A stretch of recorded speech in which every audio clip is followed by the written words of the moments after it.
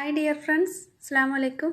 ഇന്ന് ഞാൻ വന്നിട്ടുള്ളത് ഒരു റെഡ് വെൽവെറ്റ് കേക്കിന്റെ റെസിപ്പി ആയിട്ടാണ്. ഈ ഒരു കേക്ക് വളരെ ഈസി ആയിട്ട് തന്നെ ചെയ്തെടുക്കാൻ പറ്റിയ ഒരു കേക്കാണ്.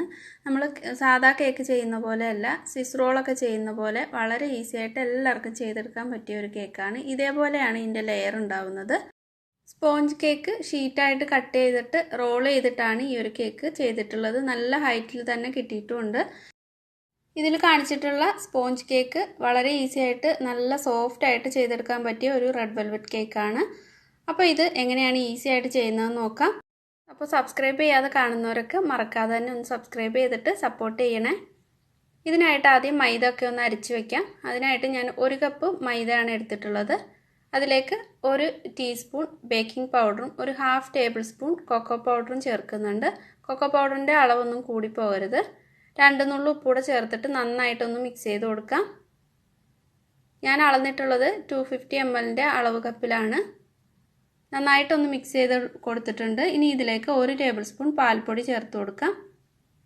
പാൽപ്പൊടി ചേർക്കാൻ നിങ്ങളുടെ ഇപ്പോൾ പാൽപ്പൊടി ഇല്ലെങ്കിൽ കോൺഫ്ലോർ ചേർത്ത് കൊടുക്കാം, അല്ലെങ്കിൽ മൈദ തന്നെ ഉപയോഗിച്ചാൽ മതി. ഇതിന് പകരമായിട്ട് കട്ടയില്ലാതെ ഒന്ന് അരിച്ചെടുത്തിട്ടുണ്ട്. ഇതിനി ഒന്നുകൂടി ഒന്ന് നല്ലപോലെ ഒരു വിസ്ക് ഉപയോഗിച്ചിട്ട് മിക്സ് ചെയ്തെടുക്കാം, അല്ലെങ്കിൽ ഒരു 2 തവണ കൂടി ഒന്ന് അരിച്ചെടുത്താൽ മതി.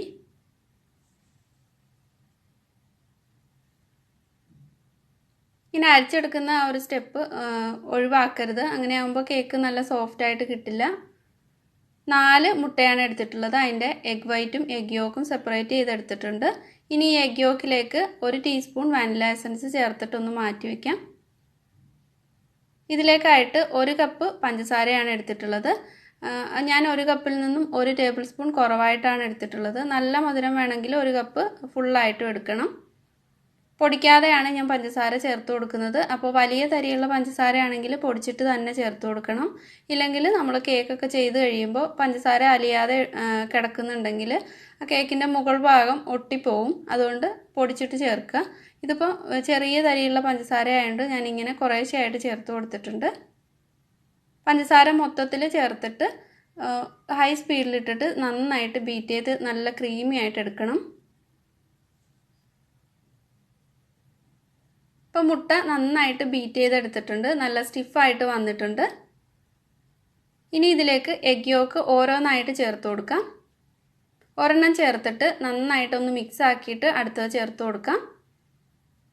ലോ സ്പീഡിലാണ് ഇപ്പോൾ ഇത് ബീറ്റ് ചെയ്യുന്നത്.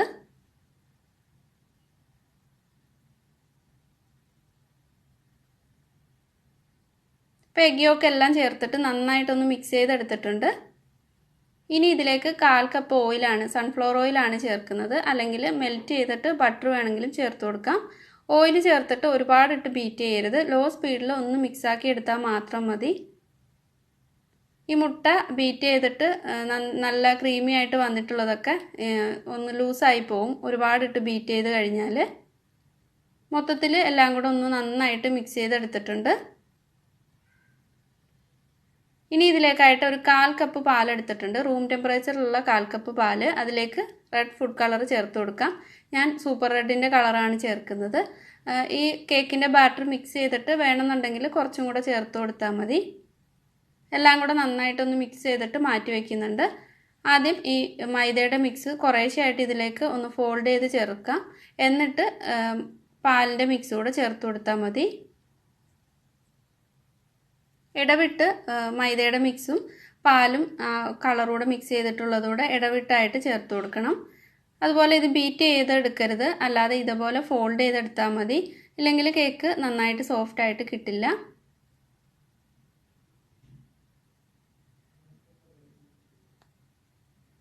ഇപ്പം എല്ലാം കൂടെ നന്നായിട്ട് മിക്സ് ചെയ്തെടുത്തിട്ടുണ്ട്. കളർ കുറവാണെന്ന് തോന്നിയതുകൊണ്ട് ഞാൻ കുറച്ചും കൂടെ കളർ ചേർത്ത് കൊടുത്തിട്ടുണ്ട്. ഇത് ബേക്ക് ചെയ്യുന്നത് ഇതേപോലെ നീളത്തിലുള്ള ഒരു പാനിലാണ്. ഇതിൻ്റെ നീളം എന്ന് പറയുന്നത് 9.5 ഇഞ്ചാണ്. അപ്പോൾ എൻ്റെ അടുത്ത് ഇതേപോലുള്ള ഒരെണ്ണേ ഉള്ളൂ. അതുകൊണ്ട് ഞാൻ 2 പ്രാവശ്യമായിട്ട് ഒഴിച്ചിട്ടാണ് ഇത് ബേക്ക് ചെയ്യുന്നത്.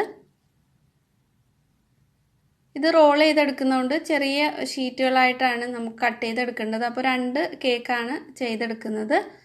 അപ്പോൾ നിങ്ങളുടെ അടുത്ത് ഒറ്റ വലിയ പാൻ ഉണ്ടെങ്കിൽ അതിൽ ചെയ്തെടുത്താൽ മതി. OTG ഓവനൊക്കെ ആണെങ്കിൽ എൻ്റെ ഓവനിൽ ഇത് ഒറ്റ നേരം ഒരു കേക്ക് ടിന് മാത്രമേ ബേക്ക് ചെയ്യാൻ പറ്റൂ. അതുകൊണ്ടാണ് ഞാൻ 2ആയിട്ട് ഡിവൈഡ് ചെയ്തിട്ട് എടുക്കുന്നത്. ഇതിലേക്ക് ഇനി ഒരു 1/2 ടീസ്പൂൺ വിനാഗിരിയിലേക്ക് ഒരു 1/4 ടീസ്പൂൺ ബേക്കിംഗ് സോഡ മിക്സ് ചെയ്തിട്ട് ഒന്ന് നന്നായിട്ട് പതഞ്ഞു വരും. എന്നിട്ട് ഇതിലേക്ക് ചേർത്തിട്ട് നന്നായിട്ട് തന്നെ മിക്സ് ആക്കി എടുക്കാം. എന്നിട്ട് ഉടനെ തന്നെ ഇത് ബേക്ക് ചെയ്യാൻ വേണ്ടിയിട്ട് വെക്കണം. ഓവൻ 180 ഡിഗ്രിയിൽ പ്രീ ഹീറ്റ് ചെയ്തെടുത്തിട്ടുണ്ട്. കേക്ക് ടിന്നിലേക്ക് ഒഴിച്ചു കൊടുത്തിട്ട് നന്നായിട്ടൊന്ന് ടാപ്പ് ചെയ്ത് കൊടുക്കണം. എയർ ബബിൾസ് ഒക്കെ ഉണ്ടെങ്കിൽ ഒന്ന് പോകാനായിട്ട് ഞാൻ ഒരു സ്ക്യൂവർ വെച്ചിട്ട് ഇതേപോലെ ഒന്ന് ചെയ്ത് കൊടുക്കുന്നുണ്ട്. എന്നിട്ട് ഒന്നുകൂടി ഒന്ന് ടാപ്പ് ചെയ്തിട്ട് ഇത് ബേക്ക് ചെയ്യാൻ വേണ്ടിയിട്ട് വെക്കാം. 20 മിനിറ്റാണ് എൻ്റെ ഓവനിൽ 180 ഡിഗ്രിയിൽ ഇത് ബേക്ക് ചെയ്യാൻ വേണ്ടിയിട്ട് എടുക്കുന്ന സമയം. ഈ ബാക്കിയുള്ളത് അടച്ചിട്ട് മാറ്റി വയ്ക്കാം. മറ്റേത് ബേക്ക് ചെയ്ത് കഴിയുമ്പോഴാണ് ഇത് ബേക്ക് ചെയ്യുന്നത്. ആദ്യം ബേക്ക് ചെയ്ത കേക്ക് നന്നായിട്ട് തന്നെ പൊങ്ങി വന്നിട്ടുണ്ട്. നല്ല സോഫ്റ്റ് ആയിട്ടാണുള്ളത്. ഇനി ഈ ബാറ്ററിലേക്കും നേരത്തെ ചെയ്ത പോലെ തന്നെ ഒരു 1/2 ടീസ്പൂൺ വിനാഗിരിയും 1/4 ടീസ്പൂൺ ബേക്കിംഗ് സോഡയുടെ മിക്സ് ചെയ്ത് നന്നായിട്ടൊന്ന് എല്ലാം കൂടെ ഒന്ന് മിക്സ് ആക്കിയിട്ട് കേക്ക് ടിന്നിലേക്ക് ഒഴിച്ചു കൊടുക്കാം. കേക്കിൻ്റെ ഈ ബാറ്റർ കുറച്ച് നേരം പുറത്തിരുന്നെന്ന് കരുതിയിട്ട് കേക്ക് നല്ല സോഫ്റ്റ് ആയിട്ട് തന്നെ കിട്ടും. ഇത് നമ്മൾ വിനാഗിരിയൊക്കെ മിക്സ് ചെയ്തിട്ട് ചേർക്കുന്നത് കൊണ്ട് തന്നെ നല്ല സോഫ്റ്റ് ആയിട്ട് സ്പോഞ്ചി ആയിട്ട് തന്നെ കേക്കും കിട്ടും. അപ്പോൾ ഇതും ബേക്ക് ചെയ്തെടുക്കാം.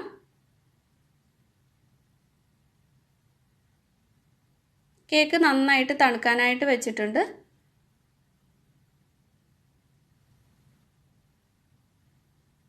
ഇത് രണ്ടാമത് ബേക്ക് ചെയ്തിട്ടുള്ള കേക്കാണ്. ഇതും നന്നായിട്ട് തന്നെ പൊങ്ങി വന്നിട്ടുണ്ട്. നല്ല സോഫ്റ്റ് ആയിട്ട് തന്നെയാണുള്ളത്. അതും തണുക്കാനായിട്ട് വെച്ചിട്ടുണ്ട്. കേക്ക് നന്നായിട്ട് തണുത്ത് കഴിയുമ്പോൾ ഓരോ കേക്കും രണ്ടായിട്ട് കട്ട് ചെയ്തെടുക്കുന്നുണ്ട്. ഇത് റോൾ ചെയ്യുന്ന ആ ഒരു പാകത്തിന് കനം കുറച്ചിട്ട് വേണം ഇത് കട്ട് ചെയ്തെടുക്കാനായിട്ട്.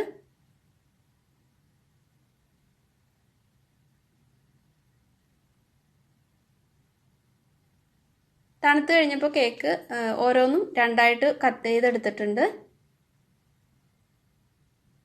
ഇതിലേക്ക് ഷുഗർ സിറപ്പ് കൊണ്ട് നനച്ചു കൊടുക്കേണ്ടതെന്ന് ആവശ്യമില്ല. നമ്മൾ റോൾ ചെയ്തെടുക്കുന്നത് കൊണ്ട്, അല്ലെങ്കിൽ ഷുഗർ സിറപ്പ് കൊണ്ട് നനച്ചു കഴിഞ്ഞാൽ ഇത് പൊട്ടിപ്പോവും. ഇതിപ്പോൾ നല്ല സോഫ്റ്റ് ആയിട്ട് നല്ല സ്പോഞ്ചി ആയിട്ടുള്ള കേക്കാണ്. ഇതിലേക്ക് ഷുഗർ സിറപ്പിൻ്റെ ഒന്നും ആവശ്യമില്ല.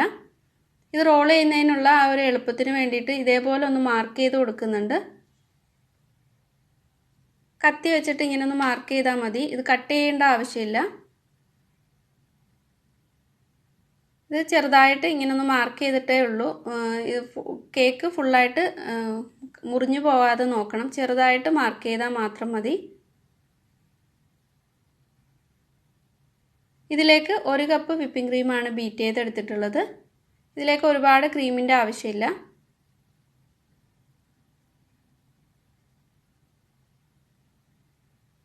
ഓരോ പീസ് കേക്കിലും വിപ്പിംഗ് ക്രീം നന്നായിട്ട് സ്പ്രെഡ് ചെയ്ത് കൊടുക്കാം. അപ്പോൾ ഈ കേക്കിൻ്റെ സൈഡ് ഭാഗം ഒന്ന് കട്ട് ചെയ്തെടുക്കണം. ഒന്ന് ചരിച്ചിട്ട് കട്ട് ചെയ്തെടുക്കണം.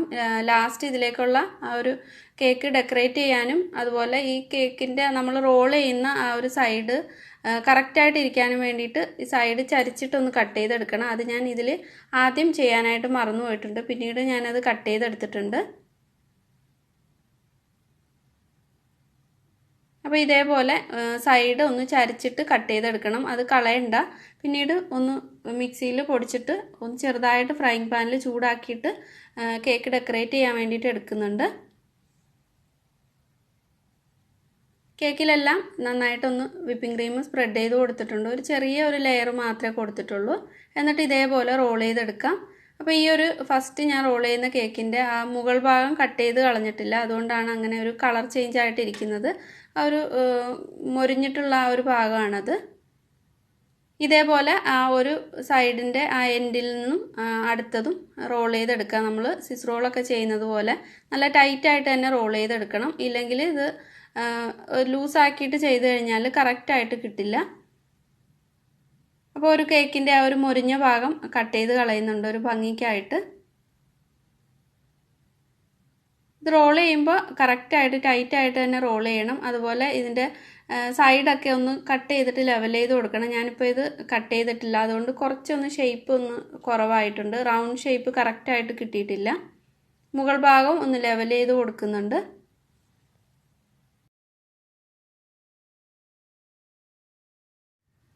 ഇത് ചെയ്യുമ്പോൾ നല്ല ടൈറ്റായിട്ട് റോൾ ചെയ്തില്ലെങ്കിൽ ഇങ്ങനെയൊക്കെ ചെയ്യുമ്പോൾ അത് ഇളകിപ്പോകാനുള്ള ചാൻസ് ഉണ്ട്. അതുകൊണ്ടാണ് നല്ല പോലെ തന്നെ റോൾ ചെയ്തെടുക്കണമെന്ന് പറയുന്നത്. സൈഡിലും മുകളിലുമൊക്കെ കുറച്ച് ക്രീമൊന്ന് സ്പ്രെഡ് ചെയ്യുന്നുണ്ട്. ഇതിന് പ്രത്യേകിച്ച് ബേക്കിംഗ് ടൂൾസോ അങ്ങനെയൊന്നും വേണ്ട. സ്പൂൺ ഉപയോഗിച്ചിട്ട് വേണമെങ്കിലും ഇത് ക്രീമൊക്കെ ഒന്ന് സ്പ്രെഡ് ചെയ്തെടുക്കാവുന്നതേ ഉള്ളൂ.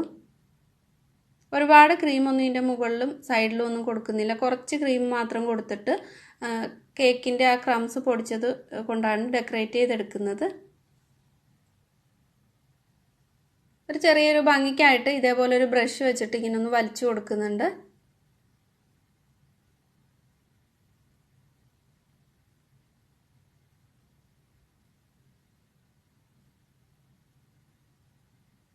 നേരത്തെ മാറ്റി വെച്ചിട്ടുള്ള ആ കേക്ക് മിക്സിയിലിട്ട് ഒന്ന് പൊടിച്ചെടുത്തിട്ട് ഒന്ന് ചെറുതായിട്ട് ചൂടാക്കി എടുത്തിട്ടുള്ളതാണിത്. അതൊരു അരിപ്പയിലൂടെ ഇങ്ങനെ ഇട്ട് കൊടുക്കാം. നിങ്ങൾക്ക് ഇഷ്ടമുള്ള രീതിയിൽ ഡെക്കറേറ്റ് ചെയ്തെടുക്കാം. ഞാനിപ്പോൾ ഇത് എല്ലാവർക്കും തന്നെ ചെയ്തെടുക്കാൻ പറ്റുന്ന രീതിയിലാണ് കാണിച്ചിട്ടുള്ളത്. ഇനി ഇതിലേക്ക് ഫോണ്ടൻറ്റിൻ്റെ ഹാർട്ട് ഷേപ്പിൽ കട്ട് ചെയ്തിട്ടുള്ളതാണ്. ഇത് ഓപ്ഷനിലാണ്, നിങ്ങളുടെ അടുത്തുണ്ടെങ്കിൽ ചെയ്യാം, ഇല്ലെങ്കിലും കുഴപ്പമില്ല. കേക്കിൻ്റെ ആ ഒരു പൊടി കൊണ്ട് മാത്രം ഡെക്കറേറ്റ് ചെയ്തെടുത്താലും മതി.